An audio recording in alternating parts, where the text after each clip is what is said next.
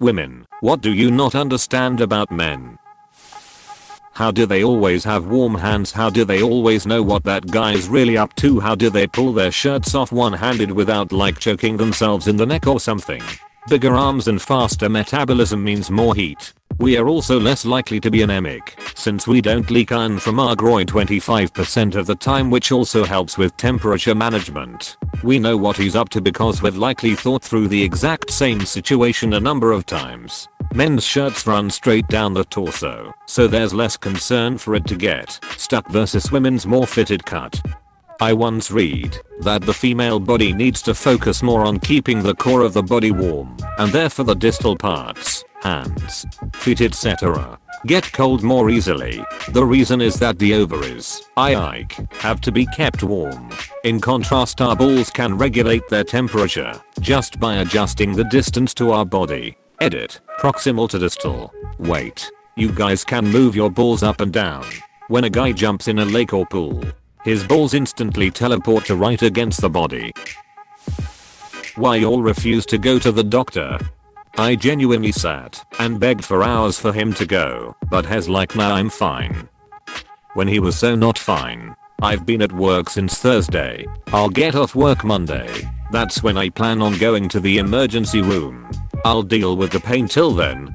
Preface, I have assumed you live in the US. Why would you go emergency room?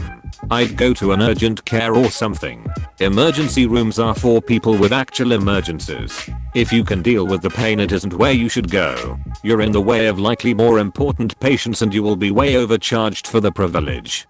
I have a cyst the size of a lemon on my testicles. It showed up Friday. I don't get off work till 8 AM Monday. Urgent care can't do shit about it. Holy shit. That there is a trade-off you have to take between your balls and your job is absolutely disgusting. I guess that's the American healthcare system and worker rights for you. Why do men just passively play with their dicks so much? Maybe not all of them do this, but my current boyfriend does. Dude, it's like a gelatin sword, but attached to your body. Ugh, I hate this. Take your upvote, you gelatin sword. How they lose interest in anything sexual the moment they climax. It's like my husband is ready to go hunting minutes after sex is over. Like a brain switch happens /view 200D. Horny chemicals leave brain. One time, I saw a stand-up comedian say, "Women, if you haven't figured out men, then you're thinking too hard. Apostrophe. This is way too accurate. I like your username. How many B-buds do you see? Not enough. Open bracket. Unless you're dealing with an extremely shallow woman, we don't care about your dick. What's up with that? Also, while it never happened to me yet, thanks God, apparently it is somewhat common for men to send unsolicited dick pics to women. What are you expecting? I genuinely don't understand. At all. I read comic books and once read something where a hero asked the villain why they kept trying to take over / destroy / whatever the world, even though their team kept stopping him from succeeding. He replied that while they needed to win against him every single time to stop his world domination, he only needed to win once. Whenever I hear about guys sending dick pics, I think about that villain's motivation and assume that dick pic senders are thinking the same thing. Eventually some woman will take the bait and hook up with him. I go to a woman and say, "Madam, let me pork you," but most of them will smack you in the face for that. But sometimes, you could pork them as well. See, Pora Chikrasevsky anecdote.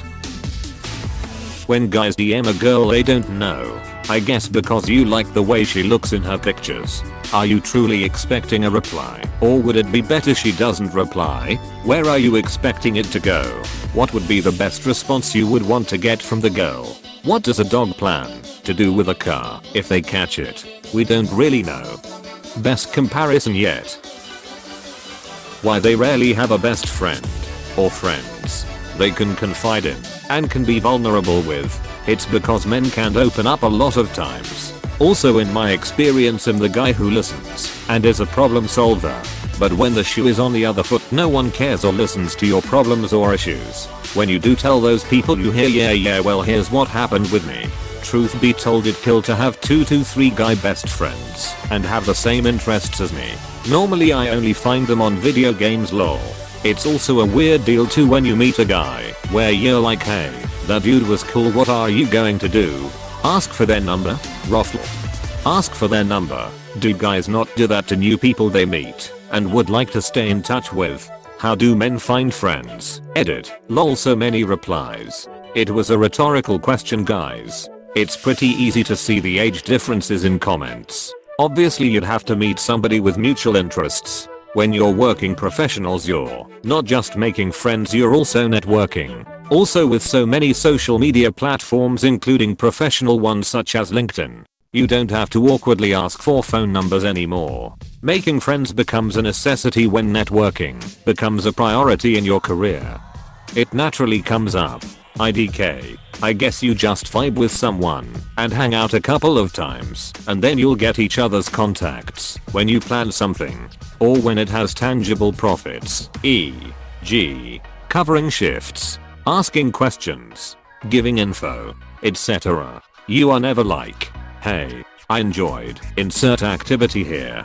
Can I get your number and we hang out sometime? This is all my experience. Since I'm in school, every contact I have has been made with the purpose of exchanging info, studying, or group messaging.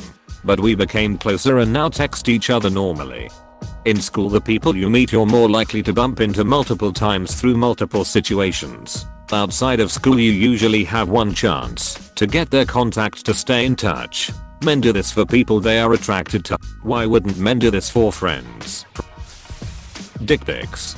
Honestly, I'm a guy, and I don't get it either. Yeah, I don't get it either. It's not like they're trying to get pictures of just the woman's vagina in return. They want full body pics or chest up. Rarely ever just the vagina. I'm 100% sure that women, if they want nudes at all, want more than just a penis, because penises aren't really that sexy by themselves. Plus, if they wanted to look at just a penis they could Google them and get just as good results, if not better.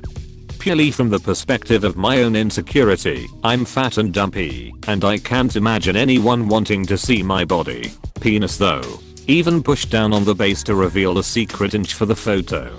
Best shot, I guess. For the record, I have never sent a dick pic to anyone. But if I could imagine a reason for choosing a penis pic over body pic, that's it. How they can happily have sex with someone they despise. As a woman, I immediately lose all sexual interest in someone if they are a bastard. Even if they are gorgeous, men don't seem to care how awful someone is. They still want to bang them. It's like having to use the bathroom. If you need to piss, you'd prefer a nice hotel bathroom, but the gas station will do if you're desperate enough. More like you hate the owner of the hotel, but their bathroom is hot af. r/brand sentence. Okay, serious question.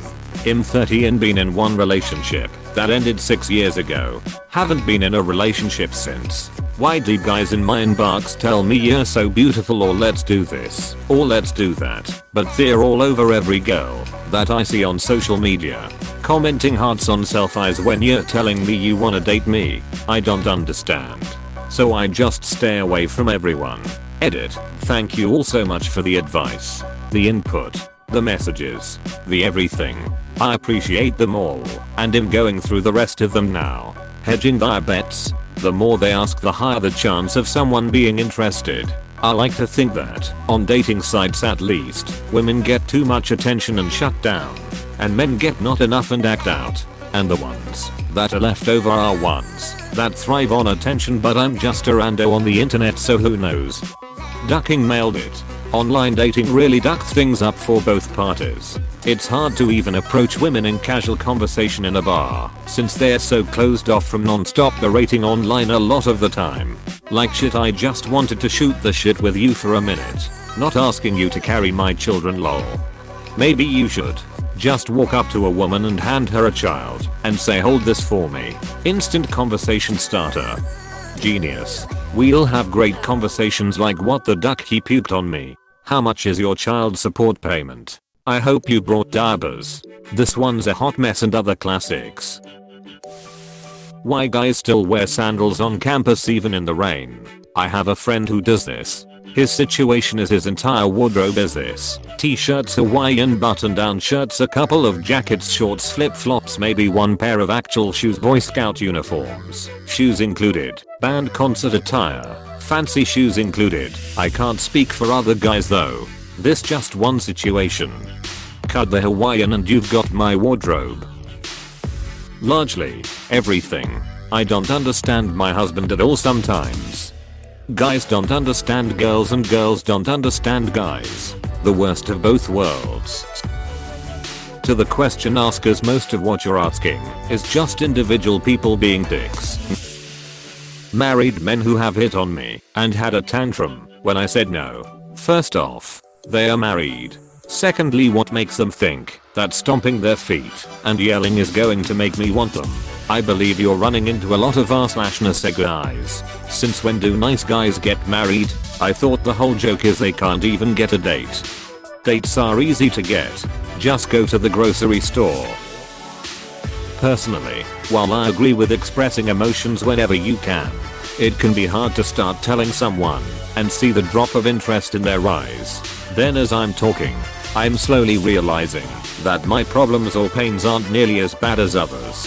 Or this possibly, those without homes, jobs, family, parents. Other parts of what I'm saying makes me realize that my explanation to you about my feelings start to turn into excuses and not real reasons for my anger / jealousy / depression.